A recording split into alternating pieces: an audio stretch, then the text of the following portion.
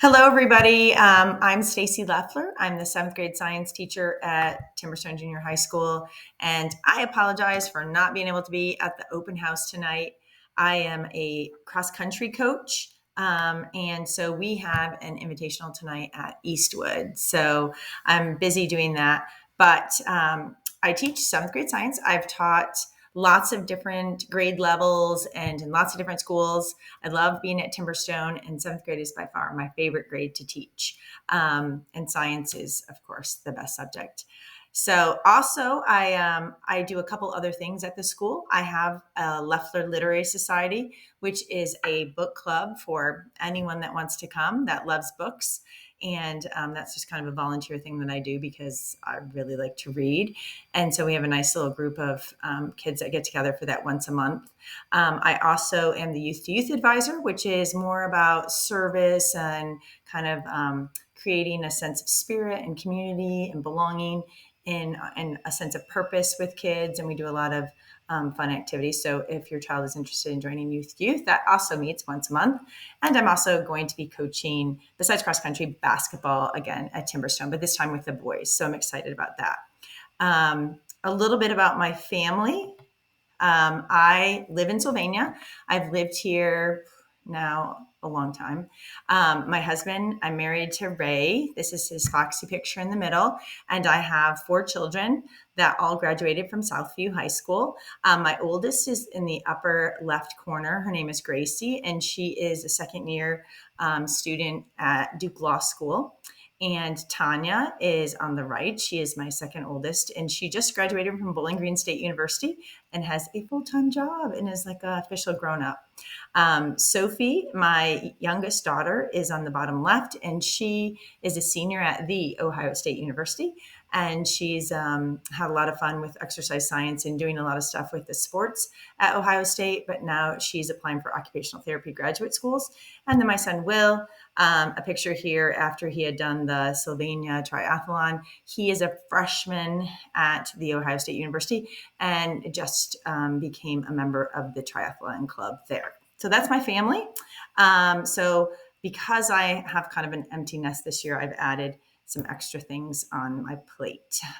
For science, what we're going to be doing in honor science and regular science, we basically do the same topics. With honor science, we go a little bit more in depth, and we'll be doing some more experiments and some more outside things. But we basically cover the 3 aspects of science: physical science, earth science, and life science.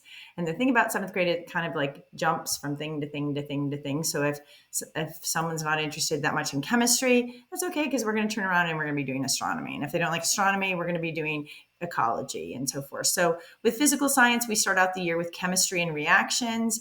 Then we go in talking about energy, how it's transferred through waves and electricity and the electromagnetic spectrum. So that's a fun beginning of the year. And then we'll start doing earth science and astronomy. And the exciting thing about this year is that in April, there will be a solar eclipse. And that is one of our standards for 7th grade, is to learn eclipses, solar and lunar. So we'll be talking about that and giving the kids glasses to wear on their day off. I think it's April 22nd. We do also learn about the atmosphere and water, the water cycle, and that will lead into weather and climate, which is a big topic for them to know about with climate change as well. So they'll learn about the evidence for that and what's going on in the world. For life science, we do ecology. Life science, my degree was in biology, so that's kind of my favorite part. And the kids will do a lot of stuff relating to how organisms interact with their environments. We'll talk about biomes and cell processes.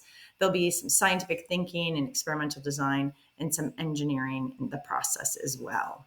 If any of you are an expert in any of these fields and have some great information that you would like to share or some great ideas, feel free to call me. I'm always up for good ideas and new things. All right, that's honors is very similar. Like I said, we go more in depth. So what are we going to do this year? Well, we do lots of things in science. I always keep every day is going to be a little bit different. That's just kind of how I roll. We'll have some discussions. We'll do note taking. We have an online CK12 book that we created as a junior high department in Sylvania.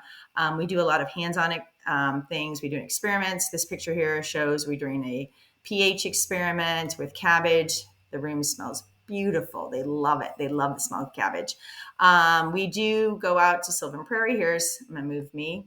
A picture of Sylvan Prairie where we went out and did some exploration and bird watching and some seed collecting there. So we'll continue on with some things there. And we had we've had a couple guest speakers. Our favorite is the wildlife photographer that comes in, Alex Getz, and he's like an award-winning National Geographic. He's done the BBC, done some really awesome things, and he comes in and talks to us. So we're really lucky to have him come. Again, if you are an awesome speaker, maybe you want to come in and talk to us about something. We'll also have some individual group projects that they'll do. We'll have a project on endangered species, one on national parks, possibly one on climate change, and the honors will do some more in-depth astronomy. You see a picture here of these boys holding these books. They actually broke my record. I can't remember the exact number. I'll have to count how many books they have, but we design a table with one sheet of computer paper. So like an 8x10 sheet of paper, and that little table that they built with one piece of, like you get 12 inches of tape, one piece of paper, they designed it, held all of those books. So that was a really good record breaker for me. So that was just last year. So that's a lot of fun, some of the design things that we do. Let's moving on. Oh, so on Schoology, I have a bar. I've changed my emoji. I tried to make myself look a little bit more, my age, I guess. I don't know. I never know how to get my Bitmoji to look like me. But this is kind of what my bar looks like when they come into science class. So every day you can look over here. This button here would take them directly to the daily agenda. So if kids are missing in school, they can go find out exactly what's there, the homework matrix, and then our book. Over on the right-hand side, I kind of give an overview of what's going on for the week and what is upcoming. And then we have links to various things like Quizlet, quizzes, Kahoot, and stuff. So that's all available on Schoology. So I recommend, as parents, just to get familiar with Schoology.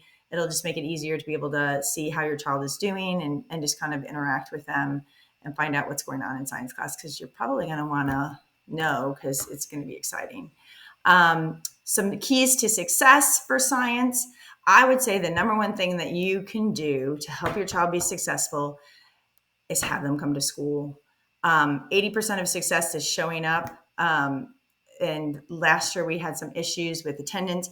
If your child misses 2 days a month, they're going to miss 10% of instruction. So that's a lot. And it's hard to make up. Now, if kids are at school and they show up every day and they're there and they listen and they're engaged, they're going to do really well in my class. But if they're not there, it's going to be a little bit more challenging. So, doctor's appointments, if they can be after school, or if there's, vacations can be during our breaks, that would be great. That would be my number one tip as a parent, is to have your child be at school. Another thing I recommend is checking for Schoology and updates for assignments and missing work. I grade things pretty quickly. And so if something is missing on Schoology, it will have a red hexagon, and then that will get sent through to Power School, and it will show up on there. If you see something missing, please talk to your child first. There might be something missing, and sometimes I get emails within 30 minutes of something being posted and the child hasn't turned it in yet. And so just talk to them first, because I might need some time to put things in, or there might be something, find out what's going on. And then if you need, they can come and talk to me about it, and we can figure out what's going on and get that work done.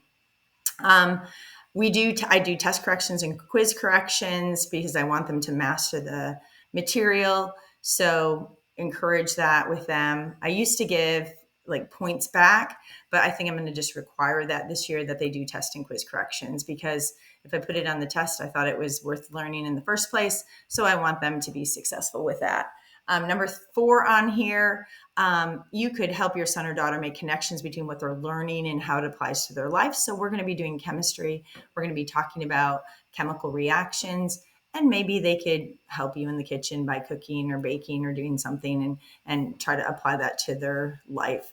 And you can have them teach the material. I find that that's really effective way for the kids to learn the material, like to really own it, is to teach it to somebody else. So you could ask them, hey, I hear you're learning about the atom, which is what we did last week or this week. What is it made of? What's the structure? Tell me about it.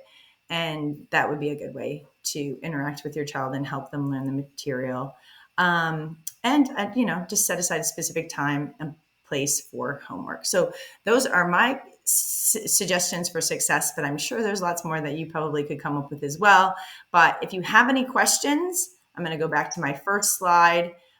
You can contact me through my email. That's a good way to contact me, sleffler@sylvaniaschools.org.